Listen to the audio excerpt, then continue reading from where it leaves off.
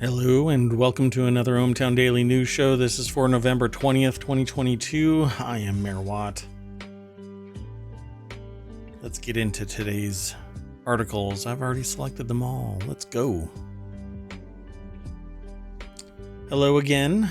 I am Mayor Watt. That is ohmTown.com. And I've already selected about 10 articles. And actually, I'm going to run through them really quick. Today is Sunday. It's a slow day.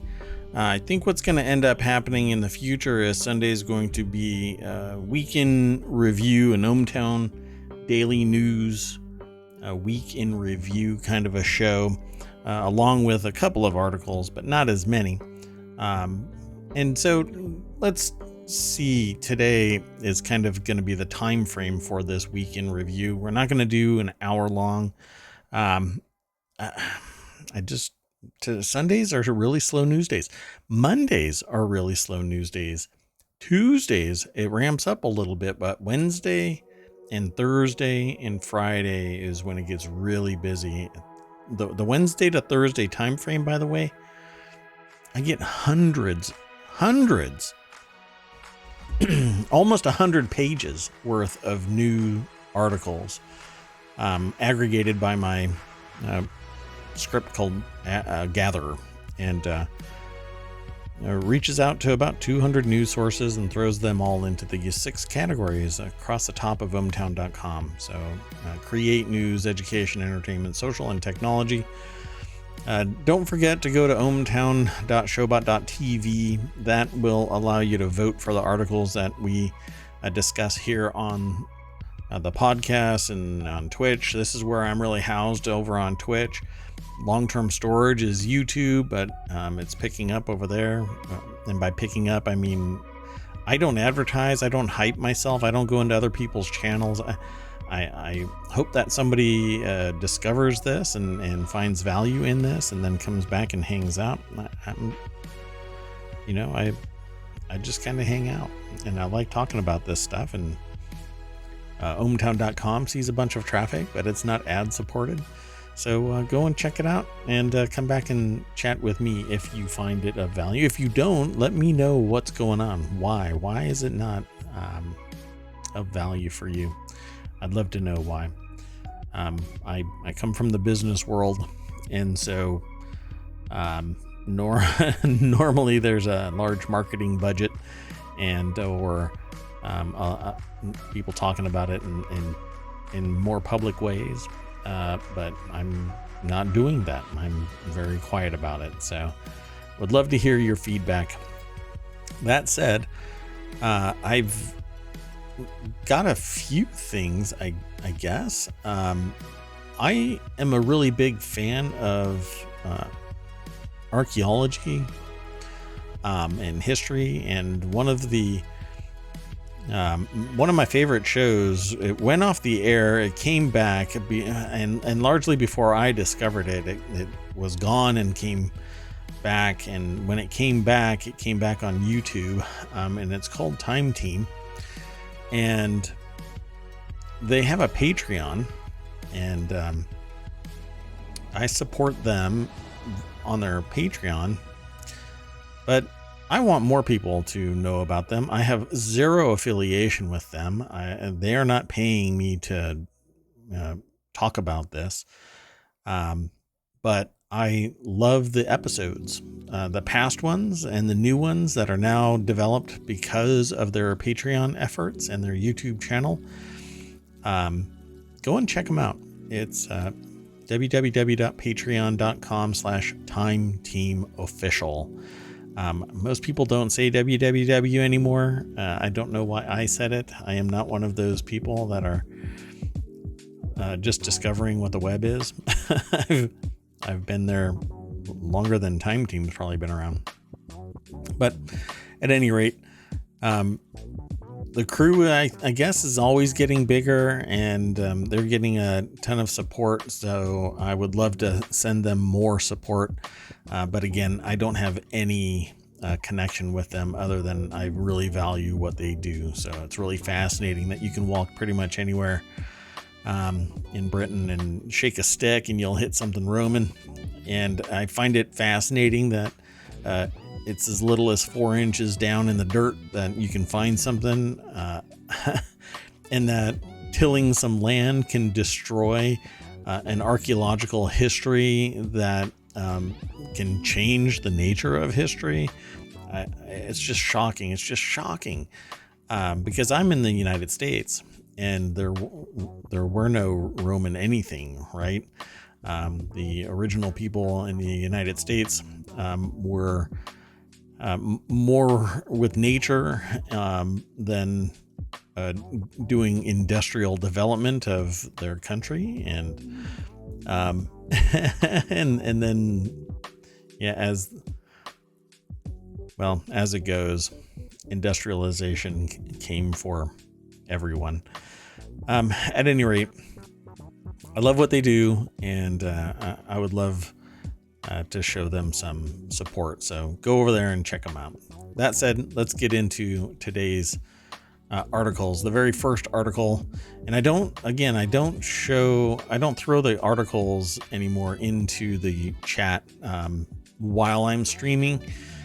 You can go to !showbot, and if you type that in, !showbot, you will get a link to ohmTown.showbot.tv, and that's available up until about an hour before the show actually starts, wherein I'll nix it and then start populating it with another series of links. And then from there, the links are...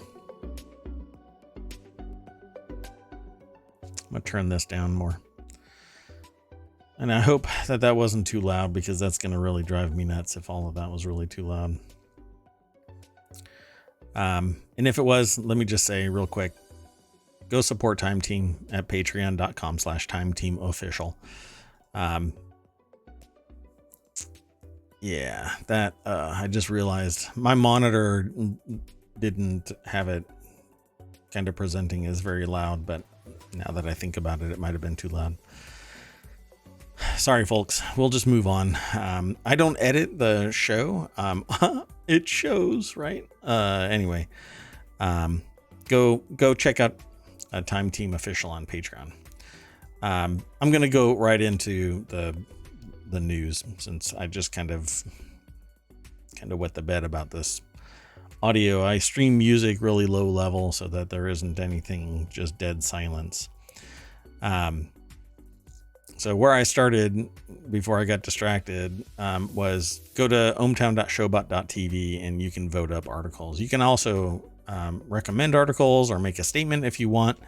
If it sits there and somebody says something mean or horrible or whatever, because it's completely open, you just type in !S and then a nice message. And that's exactly what I'm typing in right now. It'll get added to Showbot, and then I'll see it. I'll see it when I'm gone. I'll see it when I check in on it. So go and check in on it yourself and vote articles up or submit your own. That'd be great. At any rate, the very first article is in the Warcrafters channel. Do some sci-fi dungeoneering in the open beta of Endless Dungeon. This is actually running until, I believe, the 28th. And it says Amplitude's giving you another shot to jump in on its development action RPG defense roguelite thing. And even the author is kind of stumbling across what this really is. Endless Dungeon. Anyway, it's a kind of isometric shooter RPG with friends and turrets, is what they're saying. A cooperative or solo wave defense where you explore a large space station complex and defend a little walking crystal in the delightfully designed World of Endless series. So I've watched the video prior to seeing it in my aggregator, and then Jonathan Bolding over at PCGamer.com wrote this article, and it linked to the Endless Dungeon Second Chance, what do you call it? Open beta is what it is. And so you can go over to PC Gamer and read the rest of this article. But really what it amounts to is go and download Endless Dungeon in an open beta environment and help them work out what might be, a hiccup in their system. The original Dungeon of the Endless was a surprise hit for Amplitude, first developed as a Skunkworks project alongside their Fantasy 4X Endless Legend. Oh, this is interesting. So I play rounds quite a bit with my son, and today, for some strange reason, this is really weird. So I have a software firewall and a hardware firewall, and my software firewall on a particular machine has its own DNS server for my network, so it doesn't reach outside. And the DNS server was down. So whenever I ran the game Rounds from Steam, it would actually tell my UPS system in my office that there was a power surge and it needed to shut down my systems.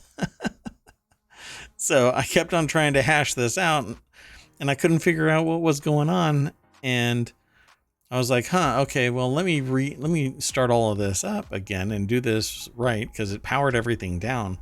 And these graceful or not so graceful restarts really can mess you up. And so everything came back online, and I rebooted my DNS and did what I needed to do, and nothing happened. I was really astonished. There was no alert, no nothing. So something weird in this configuration, either that I have, or there was software that was communicating through USB out to my my UPS and telling it that there was a surge. Yet when I looked at my UPS, it really was surging. How did I get there from here about Endless Dungeon? I didn't. It's other than there is a game called Rounds that I play, and this triggered me in thinking that about the game, because Endless Dungeon is something that I think that I'm going to end up getting and playing with my son, at least.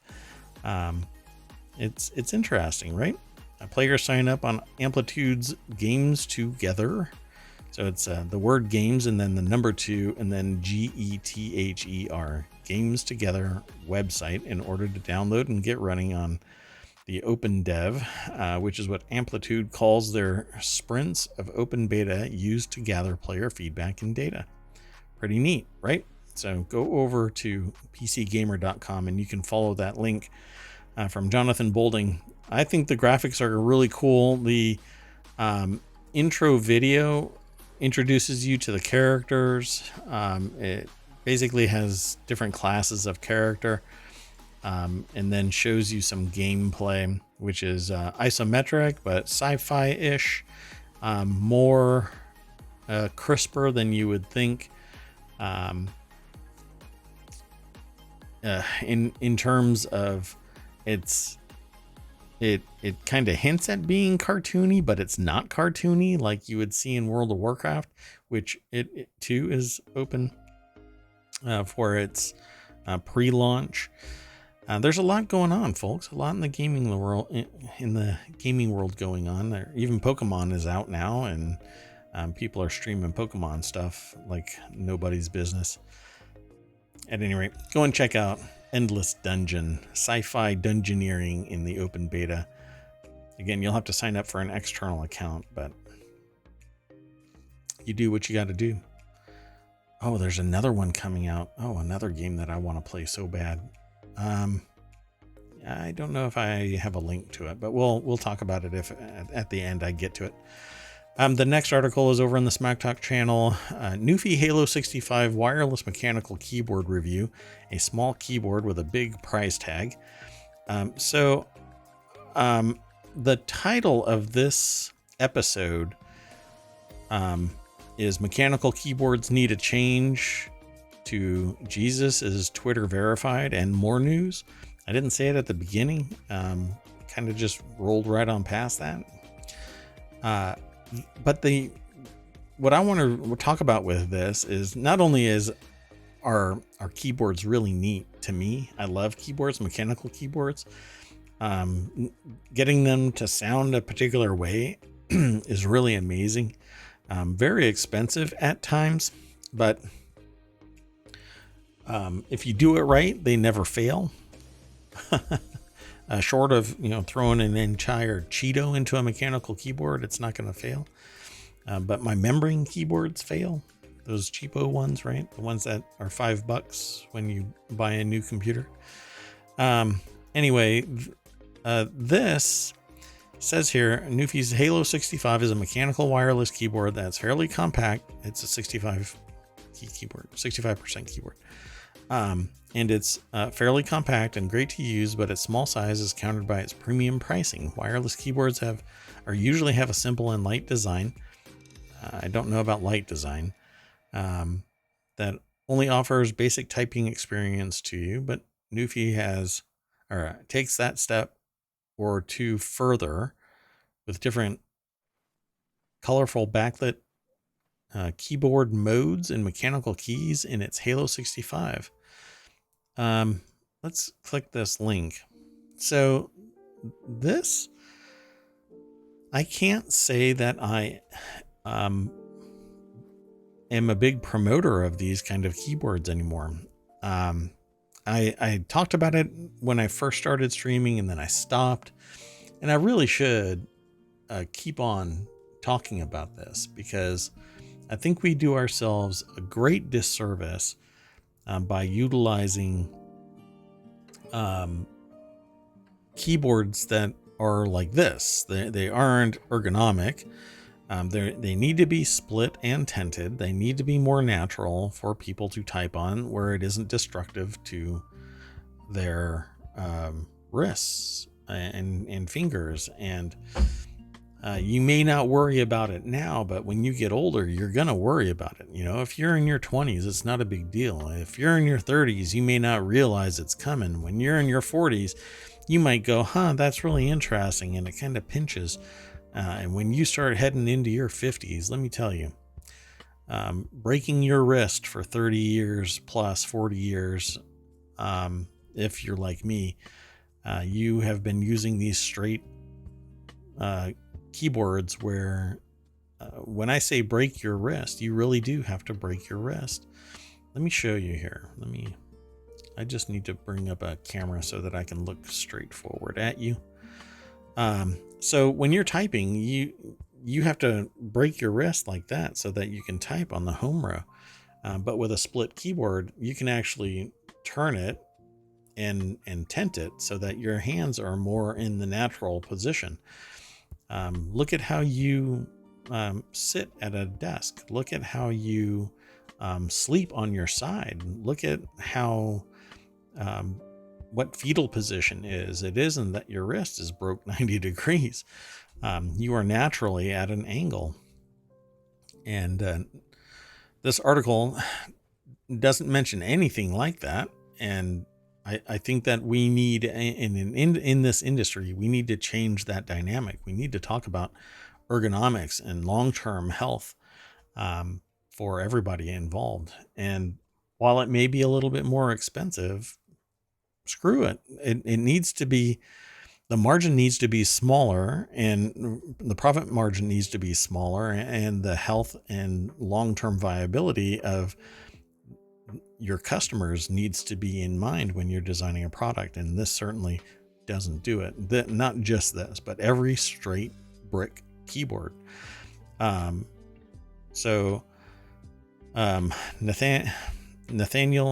Pangaro is the author of this over at appleinsider.com. I think it's a good looking keyboard. I love the keys, their shape. I love the aesthetic that is on display here, what they would refer to somewhere as the colorway. I don't really like saying that, but that's the industry term. It being wireless is great. I hate wires. The keyboard ships with replacement keys of different colors, ranging from yellow to red to white, and USB-C to USB-A charging wire, and to either use the keyboard in wired mode or charge it after using it in wireless mode. I don't think at first blush they mentioned how long it lasts in wireless, but it is a 65% keyboard, but it is not a split keyboard. And again, let's demand split keyboards, folks. The Halo 65 wireless mechanical keyboard comes in a small aluminum body that is 12.5 inches long and weighs 2.2 pounds. At that weight,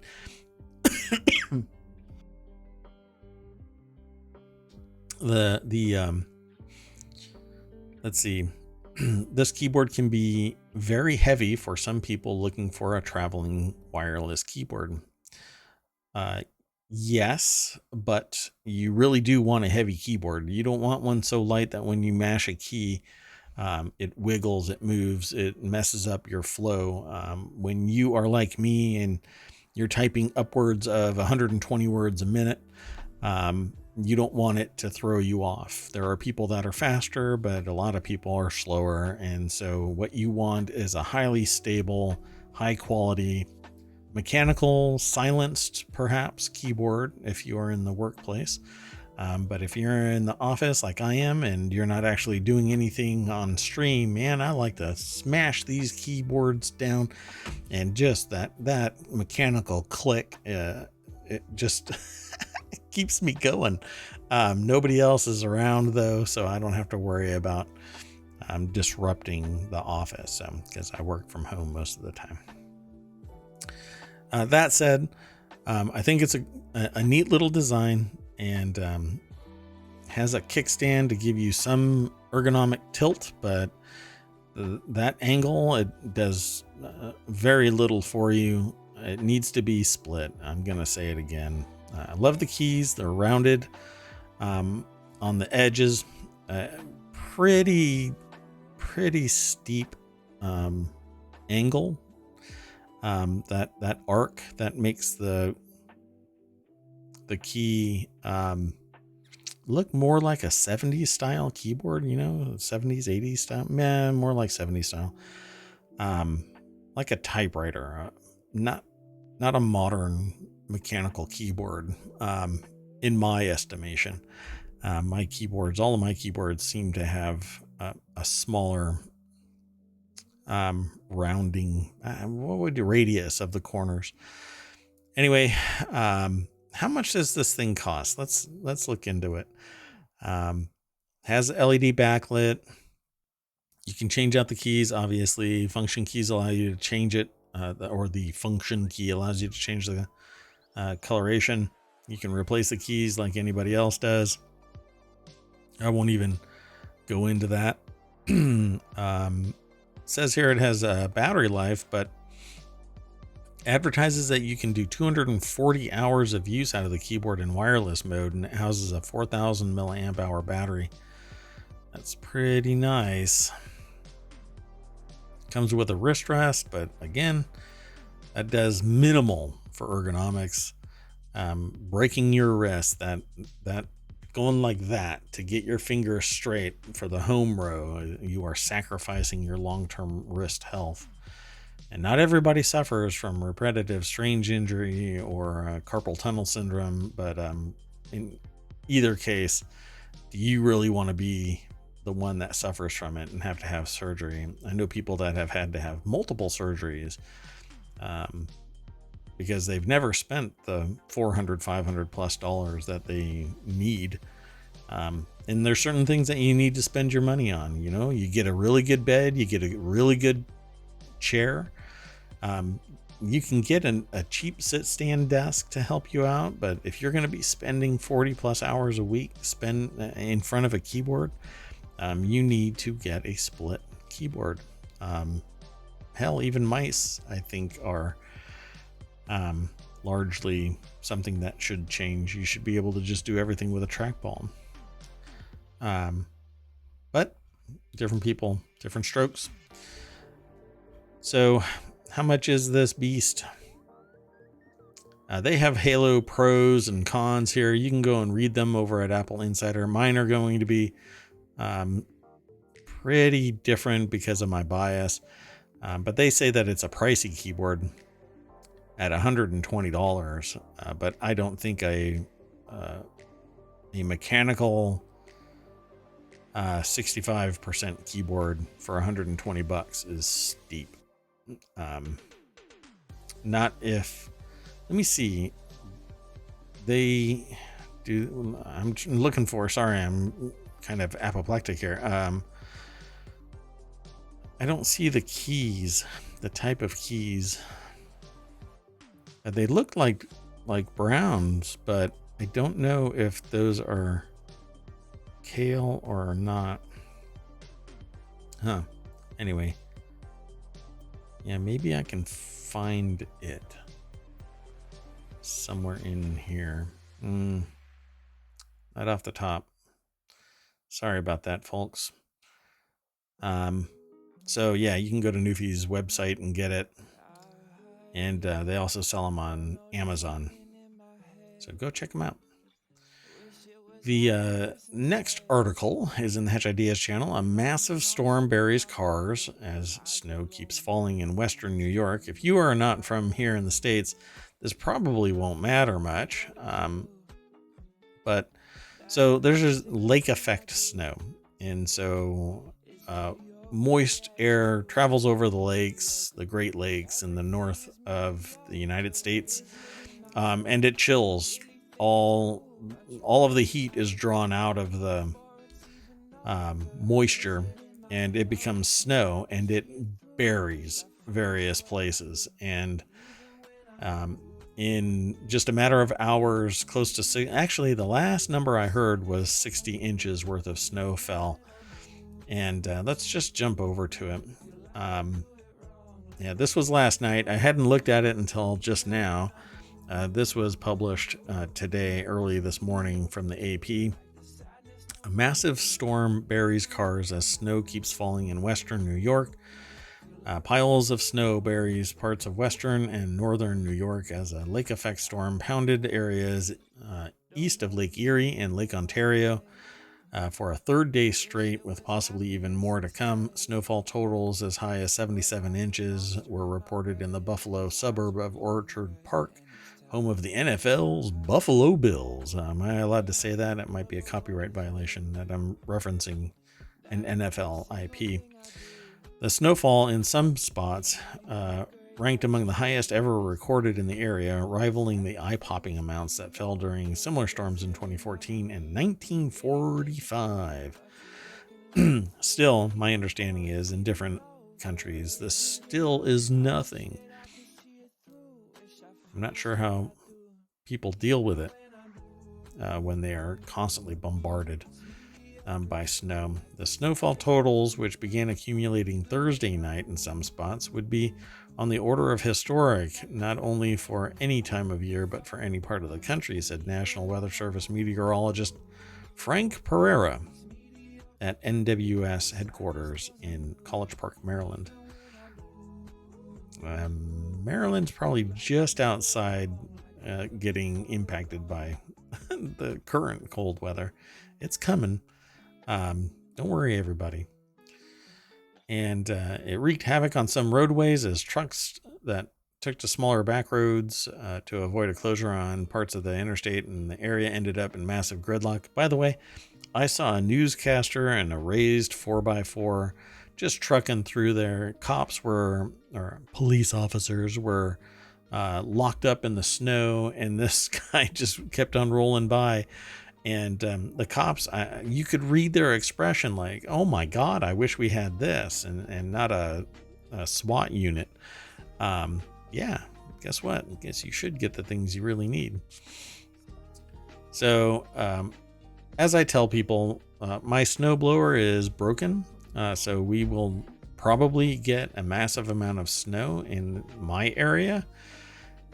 If I do get it fixed, though, you will know that basically the blame will be climate change, but it will be because I fixed my snowblower. And that's why we won't have a snow. Maybe that's too much for this.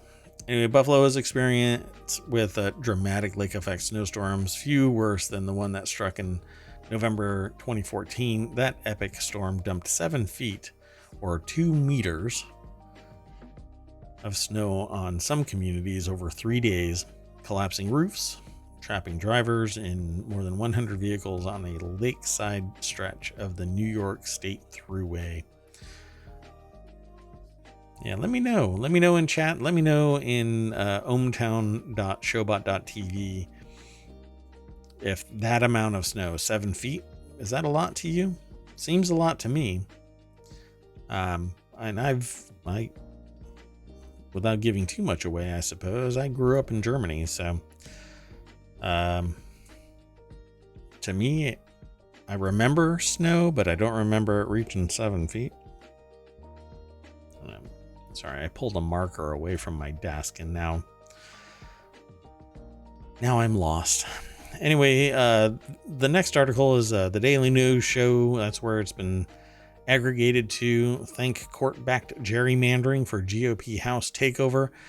This is a Common Dreams article, and Sue Sturgis is the writer, and it says number of previously Democratic U.S. House seats Republicans captured in this year's midterms by drawing congressional districts rigged to their advantage, with the chamber now under GOP control, while counting is still underway in some races more than a week after Election Day, more than 12 in particular. So they have a bunch of stats, and it says recent actions and inaction by the right-wing majority of the U.S. Supreme Court paved the way for a Republican majority. And this is something that I've always had an issue with, is redistricting by a particular party allows for the statistical manipulation of the results so that you end up in power. And it's simply because some statistician out there sees an opportunity that they can justify redistricting under the guise of representation, except that with the right manipulation, you can have a governor that just says, yeah, this is good, let's do this. And then there's enough political or power differential influence that makes it go into effect. So over on Common Dreams, Sue Sturgis puts together this list of actions and inactions that make it possible for the House, which is representative of the people, right? So while the House of Representatives, and this is what's interesting about this, is the Senate was supposedly going to stay red, right? Conservative, and under more influence of the wingnut contingent of the Republican Party. Whereas the House of Representatives, again, I'll say this, and I'm going to look at this midterm election too. I just haven't done it yet. I haven't had the time. I'm working on too many other projects. But I think that this will still hold true, that as you move away from population dense centers, you become more Republican. This is what I can demonstrate with data, without a doubt. This may not be a surprise to some people, but it sure as hell is a surprise to some people. But as you move away from highly dense centers of population, the Republican Party grabs hold, firm. And the further away you go, and the lower the density, the more Republican the people tend to be. So I find it really interesting when somebody redistricts to carve out population dense areas so that they are more isolated away from the less population dense centers and smaller, or it's chopped up. A higher dense population that is further away from the city center will get chopped up in gerrymandering so that supposedly a region gets representation, but that's really, to me, not how it should be. I think that the population in a given geographic region I don't know how you can't keep moving the goalpost so that it fits your agenda. And that's what I see gerrymandering is. That's what I see people moving away from the population center where the as they say in Star Wars, the needs of the many outweigh the needs of the few. And there is a plurality of people that have an interest in being social, in being available for the social contract. And there's a give and a take there. But with gerrymandering, it hobbles the ability of that representation to actually exist, because there's somebody else out there playing some weird game trying to take control versus the natural progression of society, voting certain people in and voting certain people out. And that's what happened with the Senate. And that's what should have happened with the House. And all that energy that was spent formerly on the Senate was angled at the House. And now you end up flipping the House, but losing the Senate. So 2024 is going to be a very contentious election period. I would probably say the amount of money that's going to be spent in the next 2 years is going to be mind-boggling. And I think that therein lies the rub. It's so productive to be a politician in terms of money. They just can't stand not taking it. So when you go down through this list, you will see, date on which a federal court allowed a lawsuit challenging Florida's congressional map for diminishing black power to move forward, though it removed DeSantis as a defendant by reasoning that governors do not directly enforce the map. No, but that's not really how it is, They don't enforce it, but they do encourage people to adopt that map, accept that map. Oh, you are a subordinate, go and accept that map. The new congressional delegation party split in North Carolina, where court-ordered districts replaced a map drawn by Republican-controlled legislature that was expected to yield a 10-4 GOP advantage. The new one is 7-7.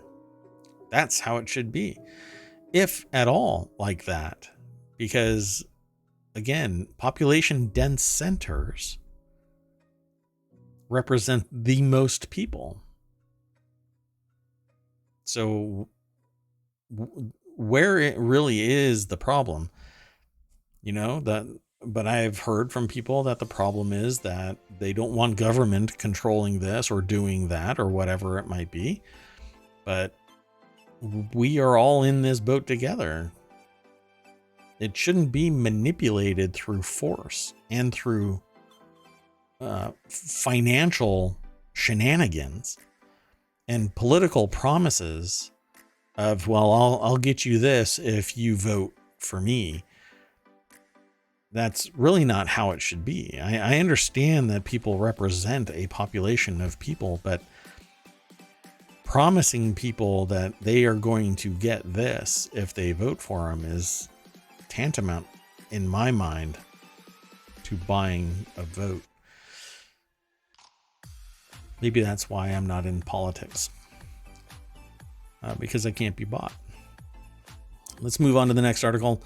I can soapbox on that forever, and talk about the minutia of things, but we don't have all day, right? I said that I wasn't going to do an hour-long show, and here I am about to do an hour-long show. The next article is in the Hatch Ideas channel. Tesla stock buyback could come in the next year as Elon Musk teases investor bonanza. Tesla could buy back shares within the next year, according to Edward Jones analyst Jeff Window.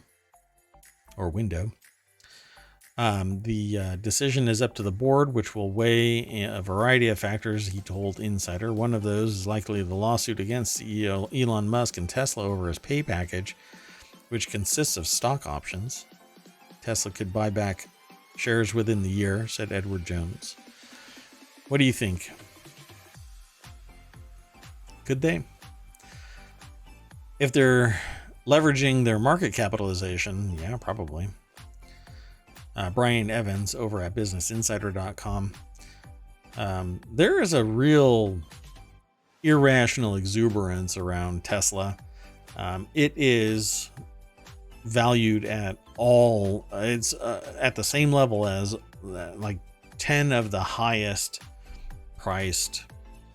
Its market capitalization is like 10 of the highest market capitalizations of vehicle manufacturers, and it's just one company, and I don't think that it really deserves it.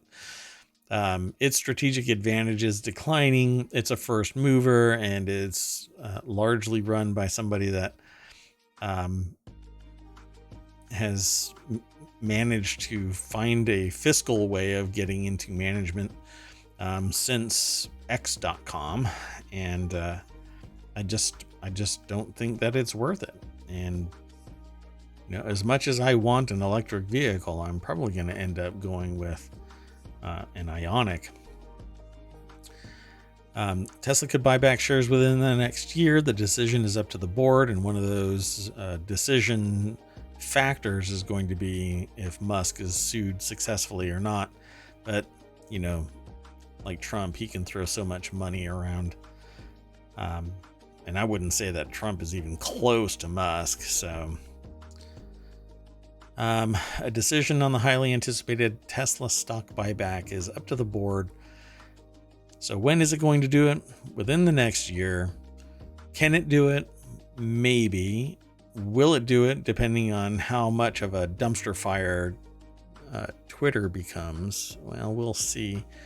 It coincided with his prediction for the company's valuation, saying he sees potential path for Tesla to be worth more than Apple and Saudi Aramco combined. Yes, that would mean completely irrational exuberance, and maintaining some strategic advantage. There is no strategic advantage in Tesla right now.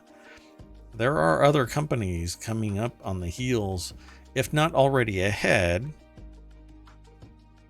like Hyundai's Ioniq. It may not be, totally self-driving, but you have Waymo that's taking bites out of that automated driving apple, so to speak. So far this year, Tesla stock has plunged nearly 50% amid aggressive rate hikes from the Federal Reserve and Musk's Twitter acquisition. Earlier this month, Musk disclosed the sale of nearly $4 billion of Tesla stock, in part to finance his $44 billion acquisition of Twitter, sending shares to their lowest level since November 2020. Yeah, I think that as more companies market that they have an EV solution, Tesla's sales will slowly empty of wind, which is a tough thing to say, considering the CEO. So let's move on to the next article. This is in the Hatch Ideas channel, and quote, "I've been Jesus on Twitter for 14 years. Thanks to Elon Musk, I'm now verified." I'm just going to jump straight into this article because it's over at businessinsider.com by Forteza Latifi, not Latifa. And yeah, so Jesus Christ has a check mark now because they're verified for $8 a month. The Twitter blue check marks don't require ID verification, letting users like at Jesus get them. Maybe he's Jesus Christ, right? We asked the account owner what it's like to be Jesus or Jesus, and what it's like to be verified, and they responded. This is a Business Insider article. It's pretty amazing. Let me just preface this with what they have here at the beginning of this article. This is This as told to essay is based on a conversation with a Twitter user that has the handle @Jesus, which got the blue check mark under Twitter Blue's suspended $8 verification, quote, verification program that doesn't require ID verification. The source requested to be anonymous for privacy reasons, but Insider has verified their possession of the account discussed, and the conversation has been edited for length and clarity. So when you go over to Business Insider, after you follow the link through ohmTown, you'll see what was said from end to end. But let's just do some scanning over this article. They started the Twitter account with the handle Jesus back in 2006 and just thought that it would be funny to post tweets around the holidays like Christmas and Easter. It's satirical. I post things like "Don't call it a comeback" right after Easter as a joke about Jesus rising again. They're not religious, but they wanted to bring some joy and laughter to the Twitter universe. Well, now it's probably going to be seen as something hate-filled or whatever. I don't know what I'm looking at in the side. There's like a video playing. Cashew juice, making liquor out of cashew juice.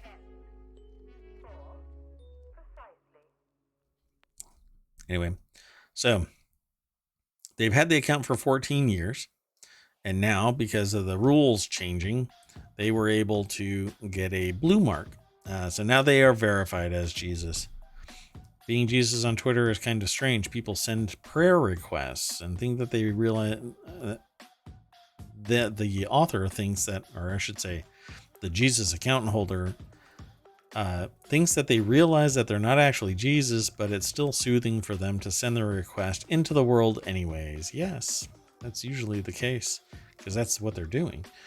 I'm very aware of how powerless they are when people send prayer requests. There's really nothing that this account holder can do. It's strange to watch people ask to help them with things that they are entirely incapable of assisting with.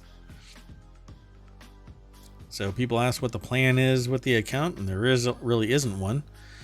One of the reasons they stay anonymous is because that they get death threats, like everything. It always goes down to the wingnut throwing death threats around, simply because they have an account, and don't take it as seriously. This is the problem. This is the problem with people. I don't have to take everything as seriously as you. I just don't. If you don't like it, you don't have to tune in. You don't have to listen. You don't have to hang out. I don't go to your place. I wouldn't anyway. I wouldn't post on your podcast or your Twitch channel or YouTube channel or anything that, I don't like it. I would probably offer up some positive advice like, hey, here's a criticism. Don't take it personal or whatever. The music was too loud at the beginning of my show. Turn it down, that kind of a thing. But for crying out loud, man, taking it to the point where you're making death threats, you're a wingnut and you need to go touch grass. Go get some sunlight. Eat something healthier. Finally, the last article for today is in the Hatch Ideas channel. FTX crypto exchange owes biggest creditors $3.1 billion. This reminds me of Theranos, because Theranos had like billionaire investors, and she took a lot of money from these billionaire investors, and now she's in jail for 11 years. Because if it was a multitude of smaller investors, she wouldn't have ended up in jail. But I think that you piss off the right billionaire or billionaire class and you are screwed. You're in jail, simply because you do something like what was done in Theranos. But there may have been people that were actually harmed.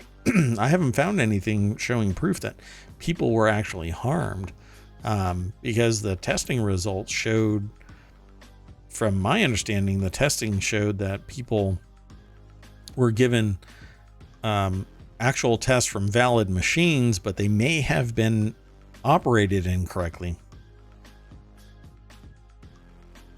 But if the testing results were actually done again and somebody was found harmed in some way, then I agree that this fraudulent activity was more than just plain grift, but harmed actual people, versus, I think that there's more people being harmed by other people today than Theranos did. But maybe it's because there isn't full information disclosed to the public about who was actually harmed. That said, FTX it's pure money. So were people harmed? This is not, just a little bit amount of money. But the biggest creditors are now owed $3.1 billion. To the top 10 creditors, FTX owes about $1.45 billion to its top 10 creditors, according to the bankruptcy filings. So where are the other 1.7? Right? So 50 largest creditors are owed $3.1 billion. This guy is going to end up in jail if it's the right billionaire class. But 50 largest creditors, the top 10 still are only owed $1.45 billion. So none of them are in the billions all by themselves. So, this person may actually get away. It's unclear how much people who have funds in the exchange will get back at the end of the bankruptcy proceedings, though many experts have warned it may be a small fraction of what they put into the firm. Yeah, because they have to go and get it back from the firm and from Sam Bankman-Fried, who apparently, along with their chief financial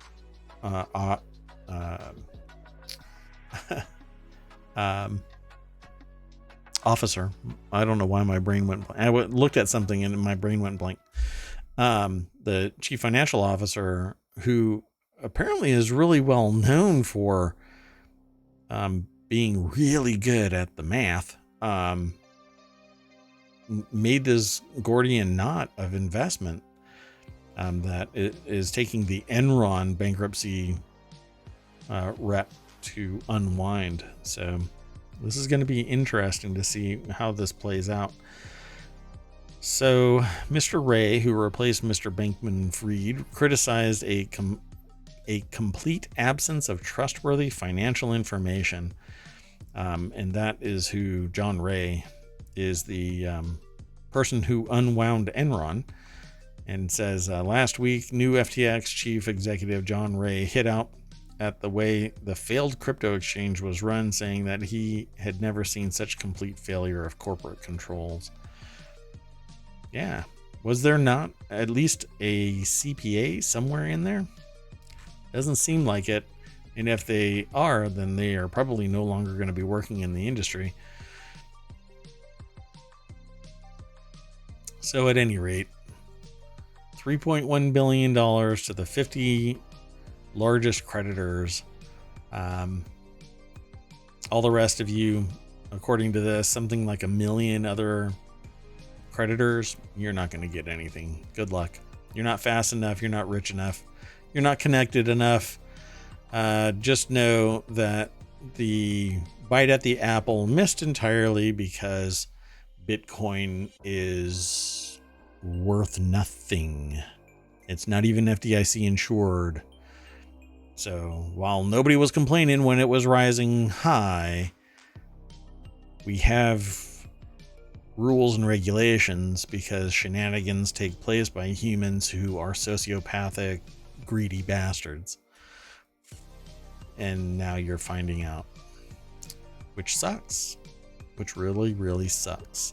But nobody was complaining when it was $60,000 a Bitcoin and people were ditching it. But when it collapses, that's when everybody gets really bent out of shape.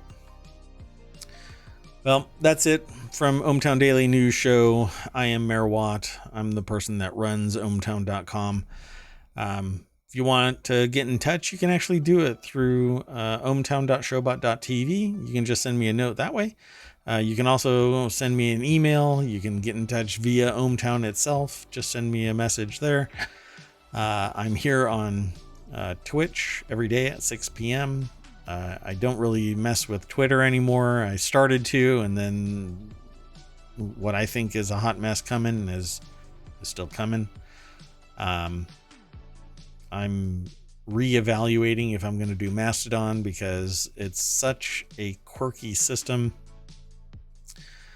that there can be a Mayor Watt at some other Mastodon installation.